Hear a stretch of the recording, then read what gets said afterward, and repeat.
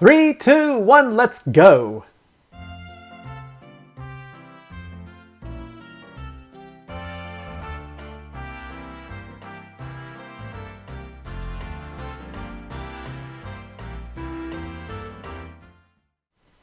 Hi everybody and welcome to another exciting edition of Boring JavaScript. I'm your host, the Virtuoid, aka Mike Smith, and today we will be talking about the try-catch statements inside JavaScript.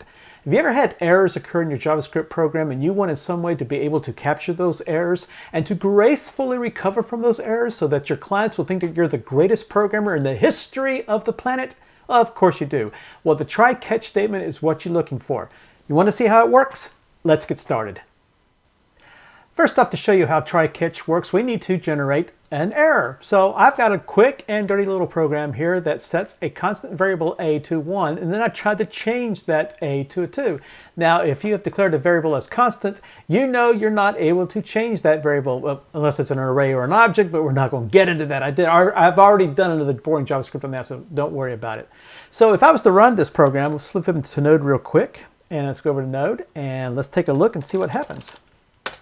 Boom, shagalaka. Yep, there it is. Assignment to constant variable. I got a type error there. So that's what an error looks like inside JavaScript. So what we're going to show you today is the try-catch statement to be able to gracefully recover from those errors so that you can then do certain things based upon what type of errors that you received. So let's flip back over to our code and let's take a look at what we can do. Let's eliminate these two lines here and let's go to our code. There it is. Now the try-catch statement has two parts to it, the try part and the catch statement. That's why it's called the try-catch. Each one is within its own block. Try is within a block and the catch is within a block. Now what happens is that all the statements that are within the try will execute automatically. And everything executes without any kind of error. It will then skip the catch part and go straight outside of the try. However, if an error occurs within the try part, then that error is caught inside the catch block and the catch block is then executed. So for instance, right now I just have a console.log and there is no error. So what I should expect to happen if I run this program is that it will execute the try part, which is the console.log. No error occurs, so catch is ignored, and then the console.log is executed. Let's see how that works. Let's go over to Node. Let's clear our screen. Try again. Yep, that's exactly what happened. I got inside the try, and since there was no error, it went to the completed statement. So let's introduce an error and see what happens. So now let's go back and put that same code that we had earlier in there. Let's set our constant to 1, and then let's try to change it to 2. Let's save it, and let's see what happens. Let's go over to Node. Clear the screen. We have an error, but notice it didn't print out that real huge ugly statement that you saw earlier with the error. It printed out a nice pretty little message. And why? That's because I told it in my code to print out just the message property of the error. So what is passed within the catch is an error event. And this error, and you can look up the error event and see all the different properties you can have with it. But one of the properties is the message that is associated with the error event. And in this case, the message was, let's go back over to Node. The message was assignment to constant variable. But notice what happened is that once it got out of the catch, it continued on, and so we got the completed. So instead of just aborting everything immediately like an error normally does, the try-catch statement allows you now to be able to capture that error, do whatever you want to with it, and then gracefully continue your program. As you can see here, here was our error. This is what got caught. The ERR variable is now our error event. And we just very gracefully said, hey, we've got an error. Here's our error message. And then we went on ahead and continued on. What does that error event look like? Well, let's take a look at it. Let's just do a console.log for the error. Let's flip back over to Node. And as you can tell, the ERR itself is just the old error as before. But again, as you can tell here, we got out and continued on with the execution of the code. So while an error by default will always stop the execution of your code, using the try-catch will allow you to catch that error and gracefully return from it. So what we're going to do next, we're going to show you next how to throw an error. That's next. So you want to generate your own custom error messages to your clients without having to use the standard ones that JavaScript gives you. How do you do that? Well, it's really easy. It takes 2 steps. The first one is to create your own custom error, and you can use that by constructing a new error.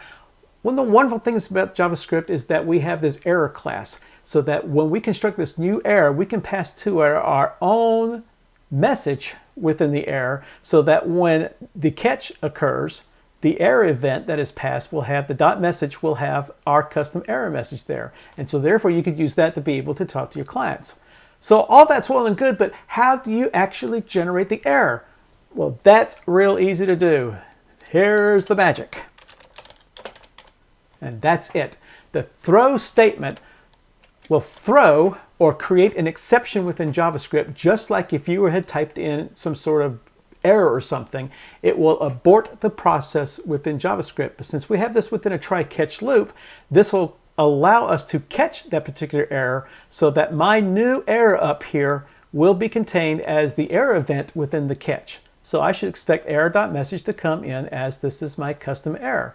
So that's what throw does. It generates exception. You want to see how it works? Let's take a look inside Node. Let's go to Node, and let's go to Node, throw. Yep, there it is. We have an error, and the error message is, this is my custom error. So as you can tell there, you can generate your own errors and allow them to create exceptions within JavaScript just by using the throw statement. So 2 steps. Generate your own error using the new error, and use the throw to generate the exception. Now I'm going to show you a new piece of addition to JavaScript called the finally part that allows you to complete the process of doing a try-catch. Let's take a look at that next. So here's the situation. You have an application in which you have to open up some sort of resource. Let's say it's a JSON file that you get from an AJAX call or something. You've got to build up your web page, and then you've got to close off that resource. And sometimes within the building of that web page, you may happen to have an error that occurs. So let me just take a look and show you what will happen in that particular case. So I've got a little program that just does some console.logs depending upon whether you're opening a resource or processing the data or closing the resource. So as you can see, we opened up our resource, we processed it, then we closed it, and we said the operation is completed. So let's take a quick look at that code. So here's my try. Here's the open, process, and close, just like I said there. If I happen to get an error within the processing, which is where the error will occur, I do a console.log showing, hey, here's my error message, and I close off the resource. So let's show you what that code looks like by changing my variable here to say, hey, throw, in my routines, throw the error. Let's go back over to Node, and let's keep them both on the screen. And as you can tell here, the resource is open. We got an error during the processing. Close off the resource, and the operation is completed. So it works. But is it efficient? Is it good? Well, not really, because I want to show you something. Notice we have duplicate code. We have a closed resource there and a closed resource there. Why? Because I know that the error most likely will occur within process resource. So if there's no error, I still got to close my resource off. But if there is an error, I still, again, also have to close my resource off. So I have duplicated code. That's not really good programming practice, because obviously if I suddenly have to change my closed resource, I've got to change it here within the try and change it here within the catch. How can we fix that? Well, we can fix that with a new feature within JavaScript called the finally block. And the finally block goes with the try and catch. This is what it looks like. The finally block will always execute code after a try has finished or after a catch is finished. So basically, you do the try and then a finally. Or you do the catch and then a finally. Either way, finally will always execute whether the try completed or whether the try got aborted and the catch part completed. So by doing that, since I know the finally will always be executed, I can change my closed resource into the finally. Now I don't have the duplicate code within the try, and I don't have the duplicate code within the catch. It's all here within the finally. So now if I was to change some of the closed resource functions, I could just change it within the finally section, and I know it will always work with the try, and it will always work with the catch. Are we absolutely certain it will? Well, let's find out. Let's first of all go back to our section where just the try is executed without an error.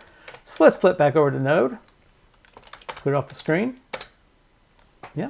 Resource open, processing resource, closing resource. And remember, closing is now inside the finally, and then operation is completed. All right, well then let's throw the error and see what happens.